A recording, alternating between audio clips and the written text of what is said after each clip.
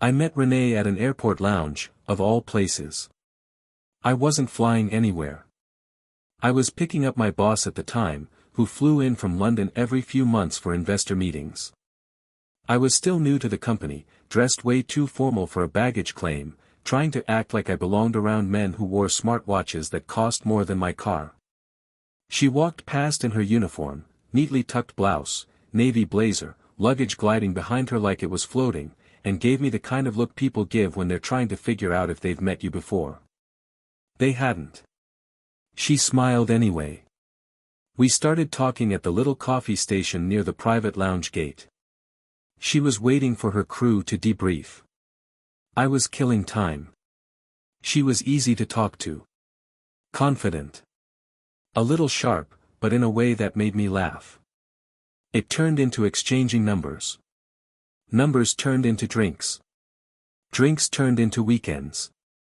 And not long after that, she started leaving a few things at my place whenever she had layovers in the city. We got married just over 2 years after we met. Nothing huge.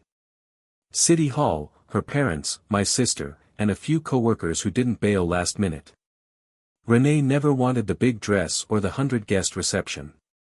She said she preferred to spend on things that lasted, like the honeymoon. We did 3 weeks in Thailand. She booked it herself, flights and all, with the kind of perks you only get when you've clocked thousands of hours in the air. We bought a home just outside Phoenix the following year. 2 stories, stucco, modest yard, quiet cul-de-sac. It was close enough to the airport for her, and far enough for me to breathe between projects. I work in tech consulting, remote for the most part, though I travel now and then. Renee liked that we weren't both stuck behind desks. She said it kept things interesting. We had 2 kids, both under 10. Our daughter, Ava, came first, quiet, observant, so much like Renee it's scary sometimes. Then Owen, full speed energy and zero fear. Renee was a different kind of mom. She didn't do crafts or obsess over lunchboxes, but she showed up. When she was home, she was in it. Story time, park runs, board games that ended with someone crying. She knew how to juggle. When she was away, we had our rhythm.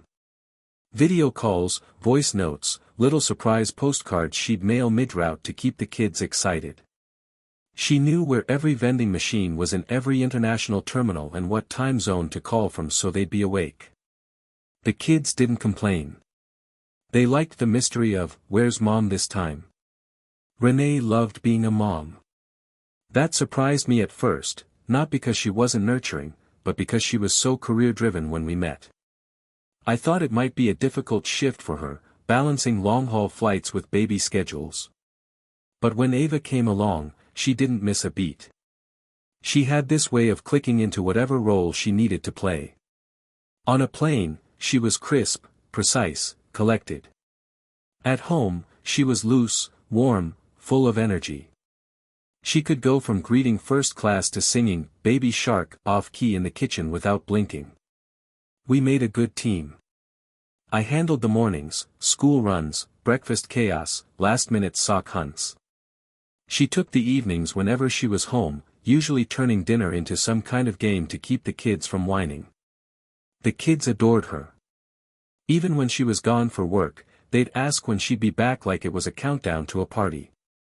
When she flew, we stayed connected. She'd send selfies from the crew rest area, pictures of the sunrise over the clouds, little videos of hotel rooms that Ava would immediately try to rate like a hotel critic. Sometimes, she'd FaceTime us from crew lounges or layovers, still in uniform, asking what the kids wanted. From duty-free. And when she was home, she was all in. No scrolling through her phone at dinner, no ducking away from the bedtime stories. She had this energy that made even the ordinary moments feel like something extra. I remember one weekend when she turned the whole living room into a flight simulator for Owen's birthday. Made tickets out of construction paper, gave the kids snack carts, wore her old uniform blazer. It was chaos, and it was perfect. She knew how to make things fun. She knew how to hold attention. It wasn't about being loud, it was just that you wanted to be near her. The kids knew it. I knew it too. Our marriage was strong. Not performative, not Instagram perfect, just honest. We talked. We laughed. We fought sometimes, but never dirty. She'd call me out when I got too in my head with work, and I'd tell her when she needed to slow down and sleep more. We respected each other. We shared the weight. And we celebrated the wins, no matter how small. She'd come back from a tough flight and I'd have her favorite takeout waiting. If I finished a tough contract or pulled off a tight deadline, she'd sneak out and get that chocolate mousse cake from the overpriced bakery she swore was too much until she decided it wasn't. We had our routines. We had our people.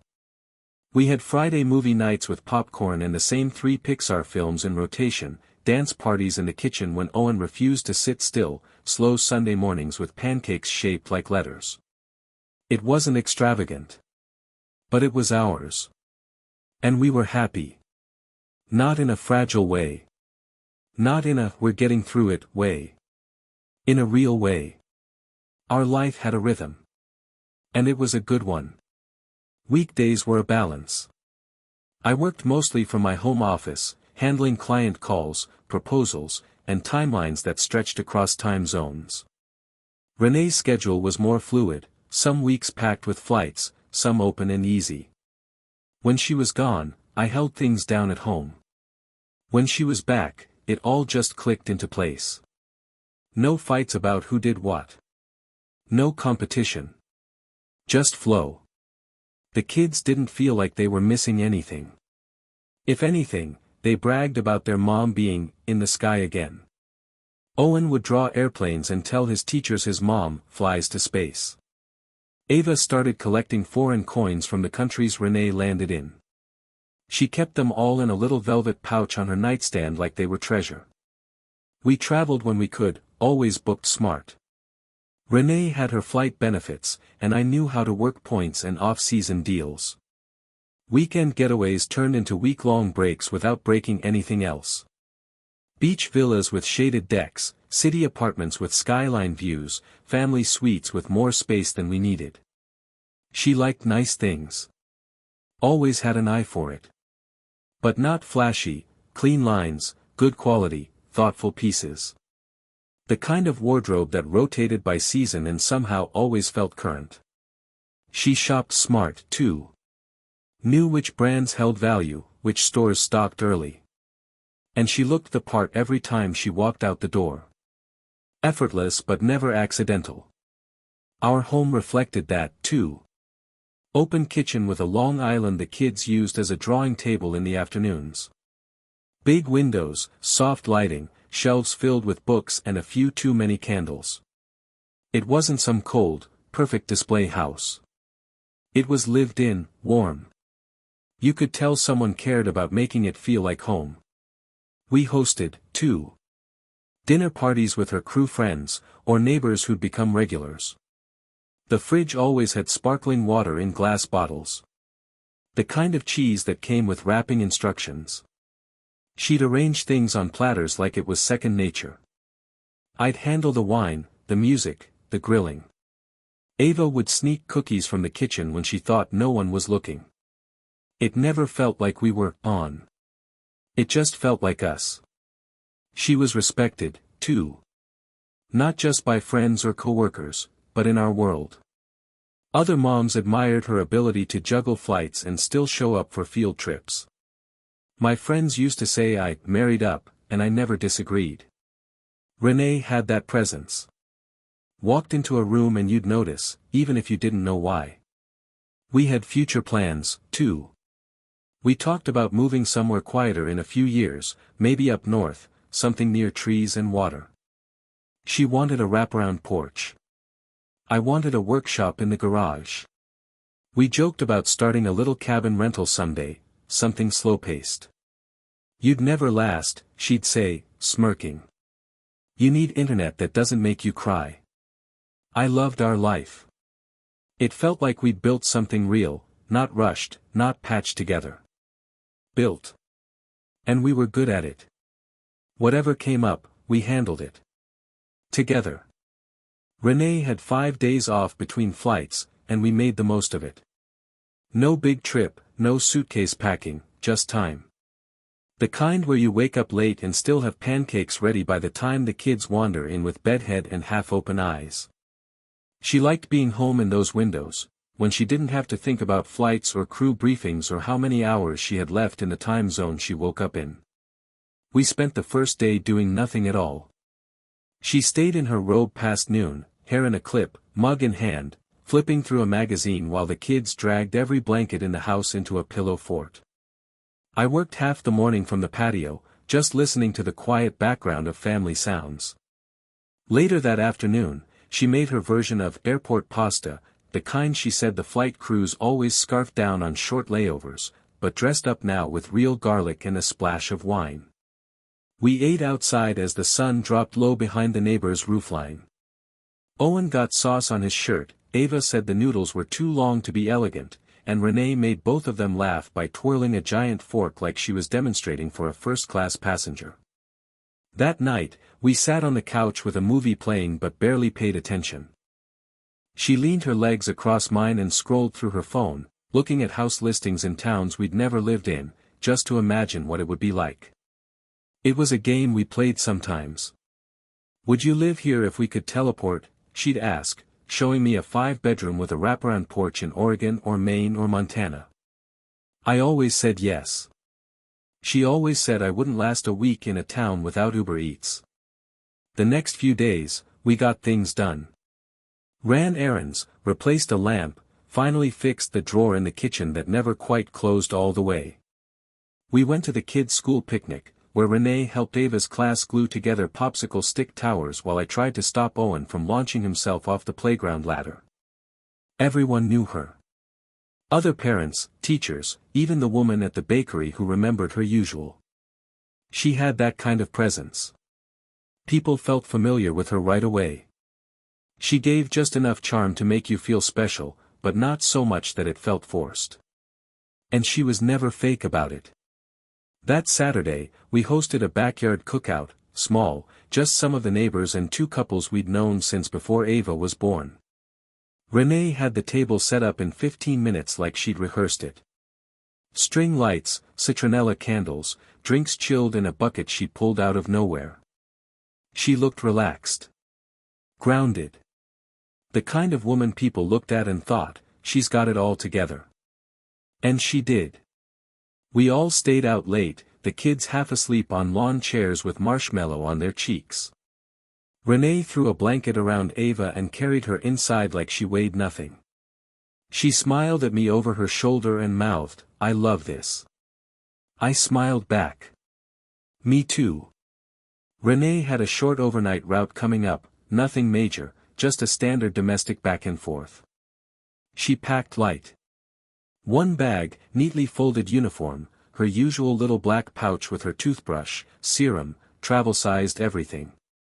She always had it ready to go. It was practically muscle memory at this point. She left right after lunch. Gave me a kiss, hugged the kids, promised she'd FaceTime before bedtime. Nothing unusual. That night, she did call. Not a video chat this time, just voice. Said the Wi-Fi at the hotel was spotty. I didn't think much of it. She sounded tired but upbeat. Told Owen to stop eating his own hair and promised Ava she'd bring back one of those weird snacks from the airport vending machine. We talked for about 10 minutes. Then she said she needed to rest and hung up. Next morning, I was getting the kids ready when I noticed something odd. Nothing serious. Just her toothbrush, still sitting in the bathroom holder. I stared at it for a second, like my brain needed time to process what I was looking at. She always brought it. She had a travel pouch specifically for that reason. It was one of those slim electric ones, light pink with a gold base, and she always packed it first. It was the only one she used. Never touched the backups under the sink. I figured maybe she forgot. Not a big deal. But it made me look in the drawer, where she usually kept her overnight stuff. The pouch wasn't there. So she did pack, just not the brush. Still not suspicious. Just out of character. I texted her a photo of Owen holding up a drawing he made. She replied with a string of emojis and a, "Tell him I love it." No mention of the toothbrush. I didn't bring it up. She came back the next afternoon. Walked in like she always did, shoes off, bag dropped, arms wide for the kids. Nothing in her voice, nothing in her posture, nothing that felt wrong. She brought snacks like she promised. Some kind of seaweed chip Ava pretended to love and Owen immediately dropped on the floor. We made dinner together. She told me a story about a passenger who ordered 3 ginger alesh in a row and winked at the crew like he was breaking some rule. She laughed telling it. I laughed listening. Before bed, she went upstairs to shower while I cleaned up the kitchen. When I came up, she was already in bed. Her phone was on the nightstand, screen dark. She had her glasses on, half reading a book she'd started weeks ago. I kissed her, slid in beside her, and turned off the light. Nothing felt wrong. But in the morning, her toothbrush was gone. Back in the pouch, back in the drawer. Back where it should have been. And that little detail stuck with me longer than it should have. Renee had another flight 3 days later. International, this time, an overnight to Madrid with a return the following evening. She'd done the route before. Said the crew liked the hotel, and the landing was one of her favorites. I remember her standing at the counter packing while talking through the time difference and how the breakfast buffet in the lobby had real espresso, not just pods.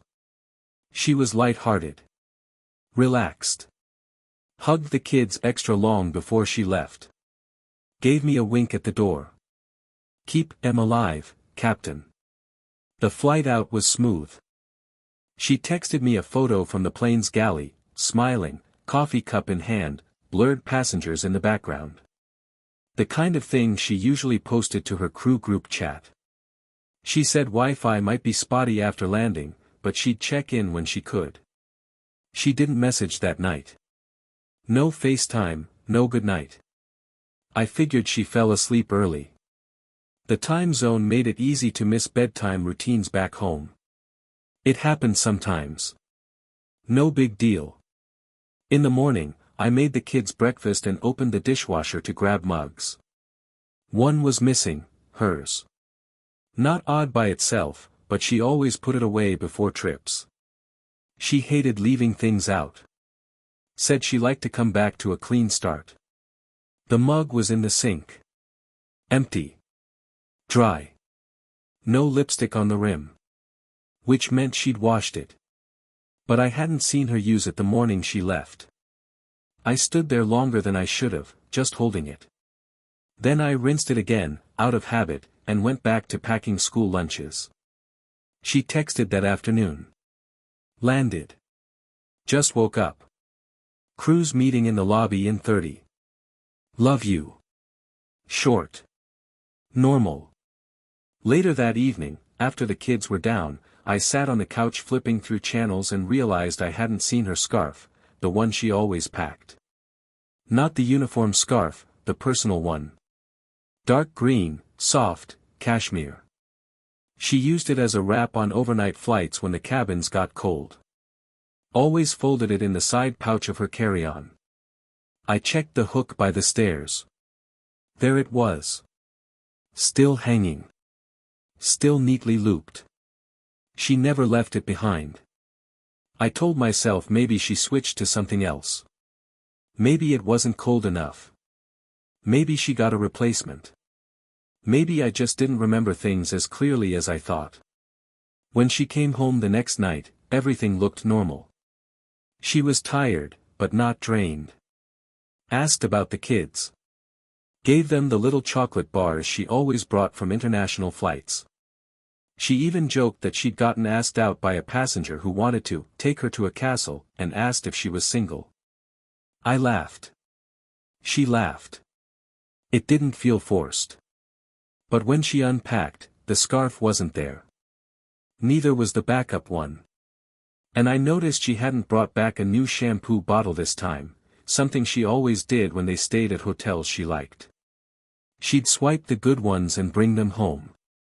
This time, nothing. The bag felt lighter.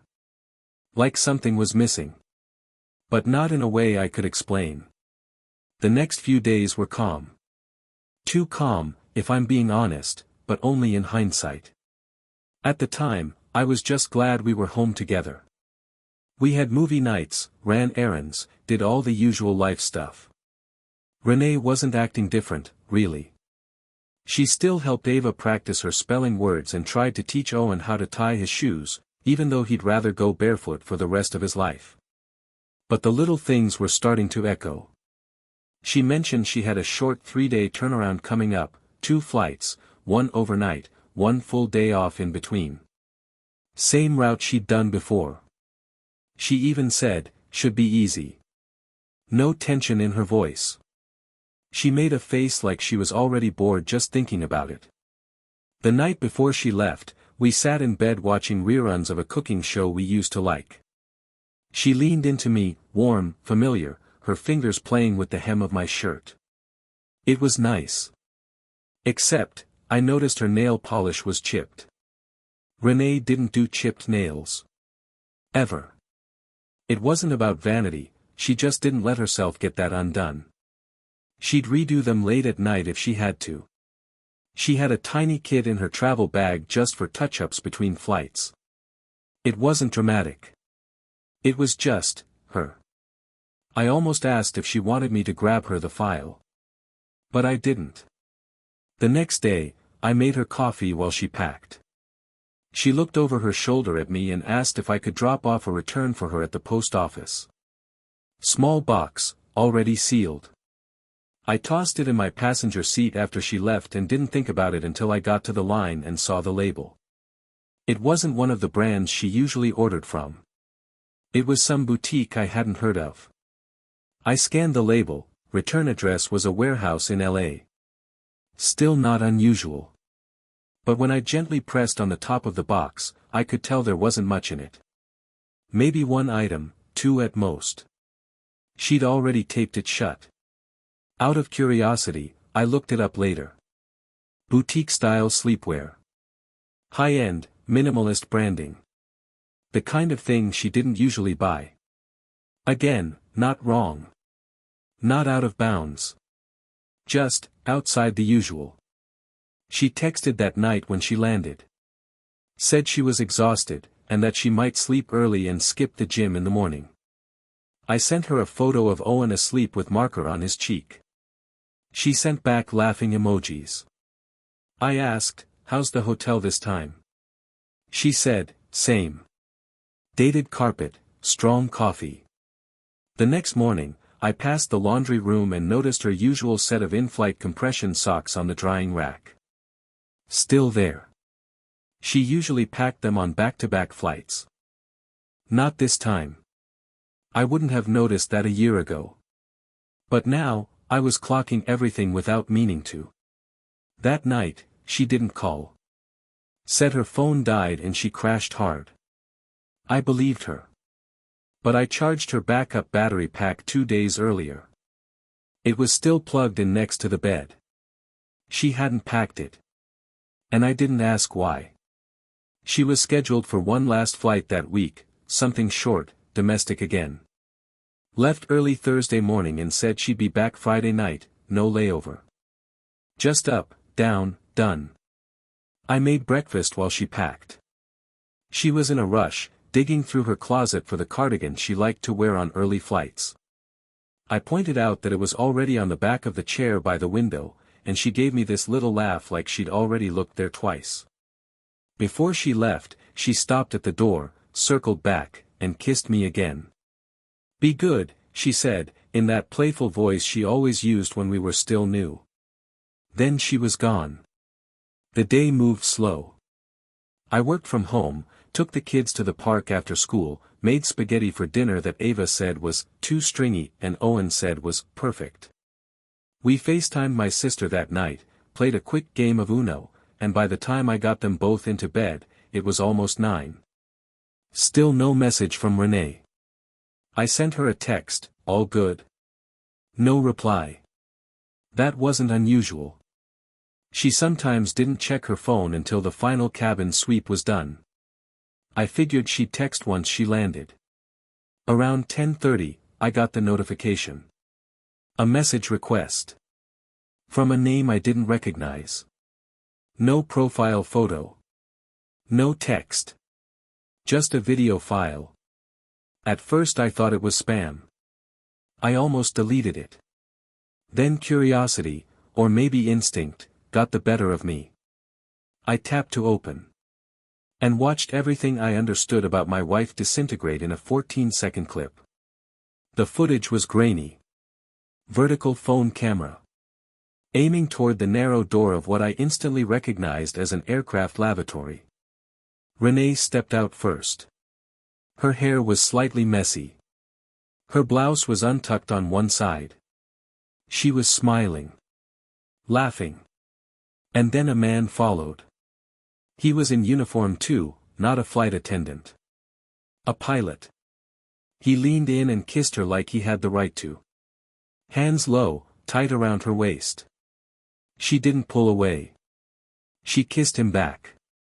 Quick, like it was familiar. Like it had happened before. Then she smoothed her hair, straightened her shirt, and walked off like nothing happened. The clip cut off. My phone slipped out of my hand and landed screen up on the carpet. I didn't pick it up. I sat there, staring at the wall, while my heart didn't race, didn't pound, just thudded like it had turned to stone. It wasn't just the kiss. It was the routine of it. The comfort. The fact that someone else filmed it. Someone who saw it happening and decided to send it to me. No caption. No warning. Just the truth, dropped like a lead weight in the middle of my night. She was flying that day. Just not the way I thought. I don't remember falling asleep that night. Just sitting there with my palms pressed together so tight my knuckles went white, the kids asleep upstairs, and the house so quiet it made me sick. I didn't call her. I didn't text. I didn't even try. By the time the garage door opened the next evening, I'd been standing in the same spot for 15 minutes, waiting. She walked in like nothing had happened. Rolled her bag across the tile, kicked off her shoes, called out, "I'm home." I didn't answer. She turned the corner into the kitchen, smiled when she saw me, and reached to hug me like she always did. I stepped back. Her smile broke. "What's wrong?" she asked, voice dipping into that careful tone, like I was the one who'd done something off. I pulled out my phone. I didn't say a word. I just pressed play. The video ran again, just as clearly as before. Her. The lavatory. The pilot. The kiss. The touch. The laugh. I held it in front of her face, close enough that she had to see every frame. She stared. Then she blinked. And didn't speak. "Say something," I said. My voice wasn't even mine anymore. It felt like it belonged to someone else. Someone trying not to scream. "That's not," she started, then stopped. And I snapped. "Not what, Renee? Not you? Not a kiss? Not his hands on you in a bathroom?" Her mouth opened again. She reached for me. I slapped her hand away. "Don't touch me. Don't you dare." She started crying, sharp, fast, ugly. "Please, let me explain, you were on a plane." I shouted. "A plane you told me you were working. While I was here, feeding our kids, covering for you, missing you, you were in a damn airplane bathroom with him." The words came faster. Louder. Angrier. "I cleaned this house for you. I packed your bags. I helped Ava write you postcards. I loved you. I backed you up every time your schedule changed, every time you were tired, every time I had to explain to our children why their mom was gone again, and this is what you were doing." She collapsed into a chair, sobbing into her hands. I walked out of the room. I didn't leave the house. I went upstairs. I opened my laptop. I found the contact info for her airline's HR department. It wasn't hard. I attached the video, added 2 lines. Employee caught engaging in inappropriate conduct with another staff member during flight. Video attached. Sent. I didn't even hesitate. The next morning, I spoke to a lawyer. Told him I wanted sole custody. Told him I had proof she'd been engaging in conduct that put the kids' well-being second. Told him I didn't trust her to lead their lives anymore. By the time she came down the stairs with puffy eyes and a weak apology forming, I had already locked down the accounts and started moving her things into the guest room. She reached for me. And I didn't flinch. I just said, "You destroyed it. All of it. And you're not going to destroy our kids next." And I walked out the door without another word. The next few days moved like a machine I didn't have to control. Once I told the airline, things started unfolding without me needing to push. HR followed up. Asked if the video had been shared elsewhere. Asked if I had a time and date. They were professional. Cold. Which I appreciated. I sent the file again, this time through their formal system, and that was it. They didn't need anything else from me. She was pulled from rotation the next morning. They placed her under review by the end of the day. By the time she checked her schedule that evening and realized she was no longer assigned to any upcoming flights, her face had already lost its color. I didn't say anything. She didn't ask. She walked through the house like it didn't fit her anymore. Like the walls had started pushing back. The kids were with my sister for the weekend, and the silence in their absence made everything sharper. Cleaner. She tried talking to me twice. Sat at the edge of the couch and waited for me to make eye contact. I didn't. I wasn't interested in her side of the story. There wasn't one. I'd already spoken to my lawyer again. Showed him the airline's confirmation email. He nodded. Said it would help. Said family court looked at patterns. Said a person who could make those kinds of choices mid-flight, on duty, in uniform, while married with kids, wasn't someone a judge would feel comfortable giving shared custody to. I didn't want to make the kids a weapon. That wasn't the point. But I also wasn't going to pretend that the woman who'd lied with that much ease, that much consistency, could just slide back into parenting like nothing had changed. She tried. God, she tried. Started waking up earlier. Tried to cook. Told Ava she'd read to her at bedtime. But Ava hesitated. Kids feel energy before they understand it. Owen didn't say much, but I caught him watching her with a kind of confused distance, like he didn't know what version of her he was going to get. Then came the call. She'd been terminated. Not just suspended. Not furloughed. Terminated. They cited conduct violations, ethics, breach of contract. She cried when she read the email. Said it was unfair. Said she was just human. That it was mistake. I didn't respond. I'd already heard everything I needed to. She lost her job. She lost her benefits. She lost the only lifestyle she'd built for herself since college. And now, she was sitting on the same couch where our kids learned to walk, trying to figure out how to start her life over with no job, no uniform, no flight schedule to disappear into. She started asking about money. About our shared accounts. I told her they were no longer shared. She asked if I'd changed the house locks. I hadn't. Yet. She asked if I still loved her. And I didn't answer. Because love didn't belong in this house anymore. She'd thrown it out with both hands, and watched it fall. It's been 3 weeks. She's still in the guest room, for now. Waiting. I think part of her still believes this is a phase. That I'll come around. That we'll talk late into the night and unravel it like a complicated knot and find a way back. But I don't want a way back. I filed for full custody last Friday. My lawyer thinks it'll hold. Between the video, her termination, the timeline, it paints a clear enough picture. The court date is set. She doesn't know yet. I'll let her get served. Let the system explain it. I'm done doing her emotional labor for her. She tried to talk to me again this morning. Came into the kitchen in one of her old hoodies, the one she used to wear on long layovers. Said she missed us. Said she was scared. I nodded. Then walked past her. I don't feel like explaining how many nights I lay in that same kitchen, wondering how to be two parents at once while she was texting me from time zones I didn't understand. The kids are okay. Better than I expected.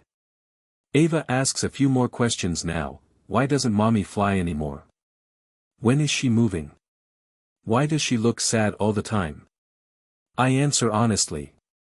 Not cruelly. Just enough to tell the truth without wrecking their world. She's going through something hard. She made some choices we're still figuring out. I'll always make sure you're safe. That won't change. Owen just wants things to go back to normal. He still runs through the house like nothing's changed. But he doesn't draw airplanes anymore. That stopped the day after she came back from that flight. She knows this version of her life is over. You can see it in her face now. That tight, fake hope she wore like makeup when this first happened, it's gone. Now it's just the quiet kind of panic people carry when they've lost the one identity they never thought would leave them. She used to fly every week. Lived in lounges, hotel rooms, layovers. Her suitcase was always half-packed. Now it's collecting dust in the corner of a room she doesn't own anymore. And she walks slower. Like every step is her trying to remember how she ever got to this point. I didn't make her lose everything. She did that. I just took away the places she could hide from it. There's no uniform. No flight schedule. No inbox full of bookings and gate numbers. Just silence. And the weight of what she chose to ruin. Sometimes I still hear the echo of that video in my head. The sound of the door opening. Her laugh. The casual ease of it. The way she didn't hesitate, not once. That's what ended it.